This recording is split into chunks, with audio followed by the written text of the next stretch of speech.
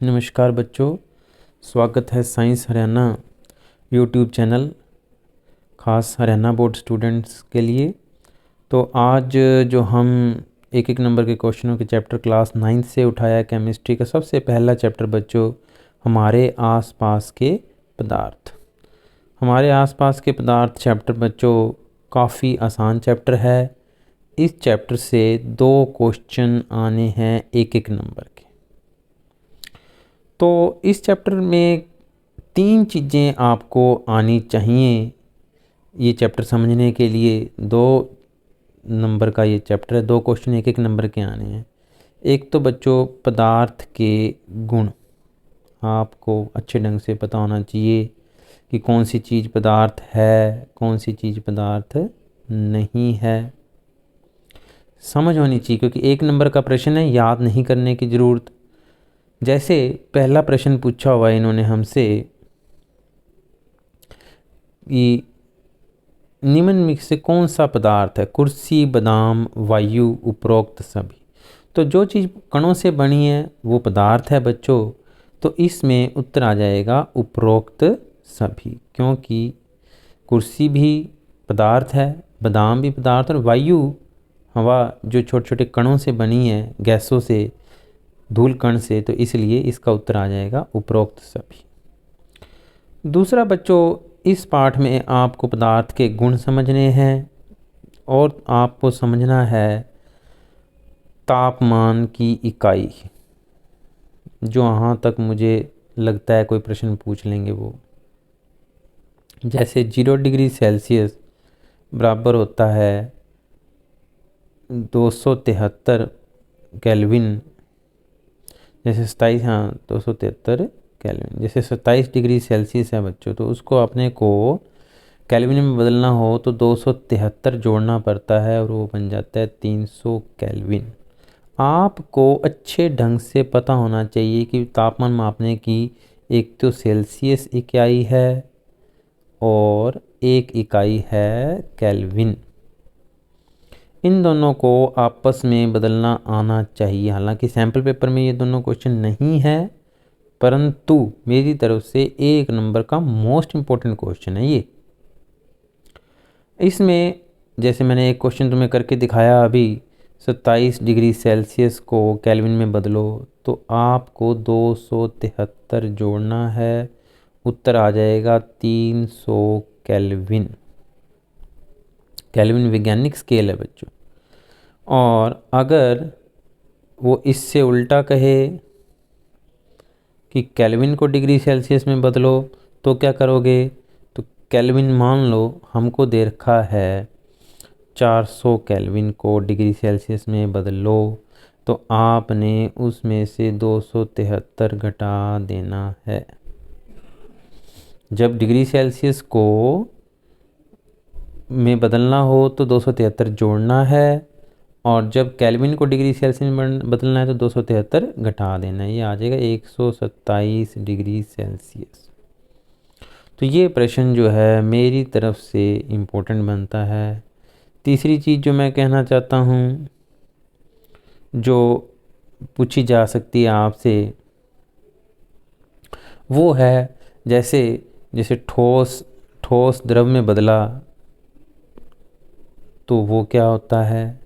ये 3 चीज़ें अगर आपको पाठ के अंदर, उसको कहलाते हैं बच्चों जब कोई ठोस पिघलना या संगलन, ठीक है, जमाव बिंदु, 6 चीज़ें हैं। और सबसे ज़्यादा बार बार वो पूछेगा गैस का वापस द्रव में बदलना, संघनन। जब कोई गैसीय अवस्था से, जैसे भाप वापस ठंडी होके द्रव में बदलती ना, और एक सीधा कोई वस्तु जब ठोस से सीधा गैस में चली जाती है, ये बहुत इम्पोर्टेंट है। ठोस से सीधा किसी वस्तु का गैस में बदल जाना कहलाता है ऊर्ध्वपातन। पड़े पड़े कई बार हमारी कपूर की गोली उड़ जाती है, ऊर्ध्वपातन, सब्लिमेशन। ये 3 चीज़ें तुम्हें पता हैं अगर, तो आप इस पाठ से कोई क्वेश्चन आ जाए आप कर सकते हो। दोबारा सुन लो, तापमान बदलने की इकाई वाला कौन सी 3 चीज़ें हैं, उल्टा पुल्टा, तापमान बदलना और पदार्थ के गुण, पदार्थ के गुण ठोस, द्रव, गैस इत्यादि। और तीसरी चीज़ है ठोस द्रव में बदल गई तो क्या कहलाएगा। तो आइए हम प्रश्न करते हैं सैम्पल पेपर के। एक तो कर लिया, दूसरा है 100 डिग्री सेल्सियस पर जल की अवस्था क्या होगी, ठोस, द्रव या गैस। बच्चों बड़ा इंटरेस्टिंग क्वेश्चन।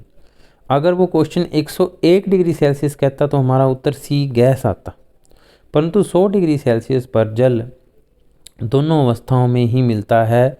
100 डिग्री सेल्सियस पर जल गैस भी होगा और द्रव भी होगा। हालांकि अगर यही उत्तर वो 120 डिग्री या 101 डिग्री सेल्सियस भी कह देता तो हमारा जवाब केवल गैस अवस्था होती, परंतु 100 डिग्री सेल्सियस पर वो दोनों अवस्थाओं में पाया जाता है, गैस भी और द्रव अवस्था में भी। नेक्स्ट क्वेश्चन देखते हैं। 2 क्वेश्चन कर लिए हमने बातों बातों में। निम्नलिखित से अब उन्होंने पूछ लिया पदार्थ नहीं है, पानी, वायु, क्रोध, किताब। तो बच्चों जो क्रोध है वो कणों से नहीं बना हुआ हमारा, तो हम क्या करेंगे, क्रोध क्या नहीं है, पदार्थ नहीं है। बच्चों निम्नलिखित में किसका घनत्व सबसे अधिक है, जल, बर्फ, भाप। तो बच्चों ये प्रश्न भी बहुत अच्छा प्रश्न है और इसका उत्तर है जल। जल का घनत्व सबसे अधिक है बच्चों, बर्फ़ का भी कम है मैं कहना चाहता हूँ, भाप का भी कम है, परंतु जल का घनत्व सबसे अधिक है। थोड़ा सा आपको घनत्व के बारे में बता देता हूँ। घनत्व आखिरकार क्या चीज़ है। घनत्व होता है बच्चों द्रव्यमान बटा में आयतन, मास अपॉन वॉल्यूम। तो ये दोनों चीज़ें मिल के किसी चीज़ का घनत्व का निर्धारण करते हैं। घनत्व, घनत्व डेंसिटी, इसको इंग्लिश में कह देते हैं डेंसिटी। चलिए तो मैं पूरा नहीं समझा रहा क्वेश्चन के अंदर कि जल का घनत्व बर्फ़ और भाप से ज़्यादा कैसे है, परंतु थोड़ा ध्यान रख लो क्योंकि इसको एक्सप्लेन करने के लिए काफ़ी चीज़ें और भी बतानी पड़ेंगी। अगला प्रश्न देखो, आकर्षण के बल कणों में सबसे अधिक किस में होता है, ठोसों में। जो मैंने बात कही थी ना कि पदार्थ के कणों के गुण, ये पदार्थ के कणों के गुण से ही आया हुआ प्रश्न है कि सबसे अधिक आकर्षण का बल ठोसों में, उससे कम द्रवों में। इसलिए तो ठोस अधिक कणों के जुड़ाव से जुड़े होते हैं, इसलिए उनको तोड़ना आसान नहीं होता। तो द्रवों में कम और गैसों में तो ना बराबर होता है आकर्षण का बल बच्चों। नेक्स्ट क्वेश्चन देखते हैं, कणों की गति सबसे अधिकतम किस में होती है। सबसे अधिकतम कणों की गति होती है गैसों में। किसमें, बी, गैसों में सबसे अधिक कणों की गति होती है।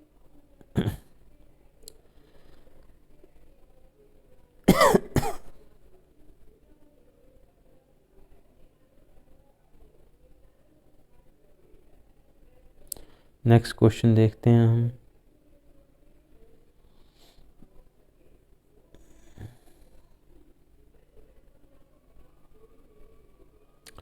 निम्नलिखित में से कौन सा तापमान पर जल क्वथनांक दर्शाता है।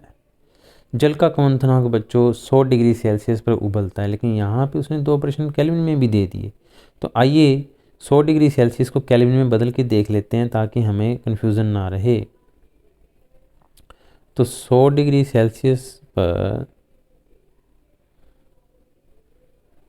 100 डिग्री सेल्सियस को अगर आपको केल्विन में बदलना है तो क्या करना है, मैंने एक ही बात बताई है, 273 जोड़ देंगे, यह आ जाएगा 373 केल्विन। तो वहाँ अगर आप ध्यान से देखें ऑप्शंस बच्चों, तो ऑप्शंस में आप ध्यान से देखें 373 केल्विन भी पड़ा और 100 डिग्री सेल्सियस, तो ए व सी दोनों हो जाएंगे। बर्फ़ का गलनांक अथवा ठोस से द्रव रूप में आने का तापमान क्या है। वैसे तो यहाँ गलत लिख दिया मैंने, इसका जवाब 0 केल्विन, इसका उत्तर आएगा 273 केल्विन यानी कि 0 डिग्री सेल्सियस। 0 डिग्री सेल्सियस पर जो बर्फ़ है वो पिघलनी शुरू होती है, द्रव रूप में आना शुरू हो जाता है। 0 डिग्री सेल्सियस से नीचे बर्फ ही रहेगी। ठंडे जल के गिलास के चारों ओर जल की बूंदें कहाँ से आती हैं? संघनन के कारण हवा से बच्चों। वातावरण के अंदर पानी के कण संघनित हो जाते हैं उस गिलास के चारों ओर, तो इसलिए जो है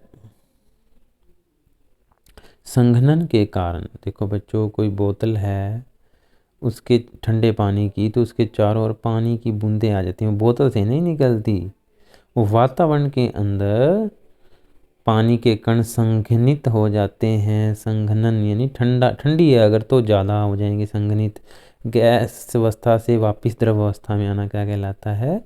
संघनन। तो यहाँ पर जो है वायुमंडल की आर्द्रता के कारण पानी के कण बोतल के चारों ओर आ जाते हैं। कमरे के ताप पर द्रव का गैस अवस्था में बदलना वाष्पीकरण। बच्चों जो है बड़े बड़े पानी भाप बनता रहता है तो वाष्पीकरण कहलाता है। संगलन क्या है? ठोस का गैस में बदलना, ठोस का द्रव में बदलना, द्रव का गैस में बदलना। संगलन है बच्चों ठोस का द्रव में बदलना। ठोस जब जैसे कोई बर्फ़ पिघल रही है तो उसका संगलित हो रही है, तो इसका उत्तर आ जाएगा बी। निम्नलिखित में किसका आयतन आकार निश्चित होता है? तो ठोसों का आयतन आकार निश्चित होता है। तापमान का एसआई मात्रक, बड़ी इंपॉर्टेंट बात बच्चों पता होनी चाहिए, केल्विन है। एसआई मात्रक क्या है? केल्विन। और नेक्स्ट देखते हैं आप अगला प्रश्न।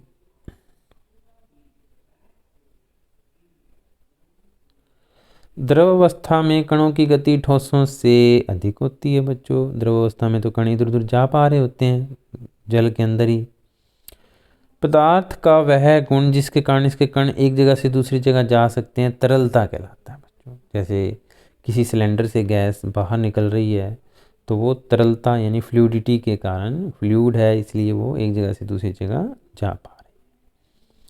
300 केल्विन पर जल की भौतिक अवस्था क्या होगी? अब देखो वैसे वो सीधा सीधा नहीं पूछ रहा। 27 डिग्री सेल्सियस, 27 डिग्री सेल्सियस कक्ष तापमान है, तो कक्ष तापमान पर पानी जो रूम टेम्परेचर उस पर द्रव अवस्था में होता है, तो उत्तर आ जाएगा द्रव अवस्था। 300 केल्विन इसको डिग्री सेल्सियस में बदलना हो तो -273 करना पड़ेगा और 27 डिग्री सेल्सियस आ जाएगा। तो बच्चों 27 डिग्री सेल्सियस पर जल द्रवस्था में होता है, तो हमें ये बात पता होनी चाहिए। थोड़ा सा कई बार वो बस तापमान के अंदर उल्टा पुल्टा करेगा क्वेश्चन का और कुछ भी नहीं करेगा। 3 ही बातें पता होनी चाहिए जो मैंने अभी बताई हैं तुमको। गर्मियों में मटके का पानी ठंडा क्यों हो जाता है? वाष्पीकरण के कारण, क्योंकि छोटे छोटे छिद्र होते हैं वहाँ से पानी निकलता रहता है, तो वाष्पीकरण के कारण मटके का पानी ठंडा हो जाता है। केल्विन पैमाने पर 50 डिग्री सेल्सियस का मान क्या होगा? तो 273 जोड़ दो भाई, कुछ ही नहीं है। 50 प्लस 273, 50 में 273 जोड़ेंगे तो कितना आएगा? 3 7 5 12 और 323 केल्विन। तो इसका उत्तर आ जाएगा 323 केल्विन है ऑप्शन में। 323 केल्विन ऑप्शन डी। कोई पदार्थ ठोस अवस्था के मुकाबले गैस अवस्था में कणों के बीच आकर्षण का बल होता है। देखो ठोस अवस्था के मुकाबले में गैस अवस्था में कणों के बीच आकर्षण का बल बेटा कम हो जाता है, तो इसमें बी ए आएगा, कमजोर हो जाता है। नेफ्थलीन और साधारण नमक के मिश्रण को अलग कैसे करोगे? ऊर्ध्वपातन विधि द्वारा। किस विधि द्वारा? ऊर्ध्वपातन। हालांकि अगले पार्ट में भी मिश्रण की विधियां आएंगी। गलन की ऊष्मा से संबंधित है। निम्नलिखित में से कौन सा परिवर्तन गलन की ऊष्मा से संबंधित है? तो इसमें बच्चों बर्फ़ का पानी बनना, घी का जमना, कागज़ का जलना या डी इनमें से कोई नहीं। तो बर्फ़ का जब पानी बनना क्या कहलाता है? संगलन या गलन की ऊष्मा से संबंधित है, क्योंकि इस दौरान पानी का तापमान, बर्फ़ का तापमान बढ़ता नहीं है आप जब तक बर्फ़ सारी पिघल नहीं जाती। तो बच्चों ये नोट्स आपको मिल जाएंगे scienceharyana.com पर। एक बात बच्चों, बड़ी मेहनत की जा रही है आपके लिए ये नोट्स बनाने में और ये वीडियो बनाने में। अभी हम सिर्फ एक इस पार्ट से 2 क्वेश्चन आने, 2 नंबर का ही पार्ट है, दोनों 1-1 नंबर के हैं। पहला पार्ट है, सबसे आसान पार्ट है। फिर मैं तुम्हें बता दूं क्या क्या चीज़ें ज़रूरी हैं इस पार्ट को समझने के लिए। तापमान की इकाई का बदलना आना चाहिए कि कैसे 273 को केल्विन को डिग्री सेल्सियस में बदलेंगे। एक पता होना चाहिए पदार्थ के कणों के गुण पदार्थ के कणों के गुण पता होने चाहिए, उनकी संपीड्यता, घनत्व, 5-6 गुण हैं पदार्थों के। तापमान बढ़ने पर पदार्थों की गति बढ़ने लग जाती है। तो इस तरीके से बच्चों जुड़े रहें साइंस हरियाणा के साथ, ऐसे वीडियोस आपके पास आते रहेंगे। चैनल को सब्सक्राइब कर लें और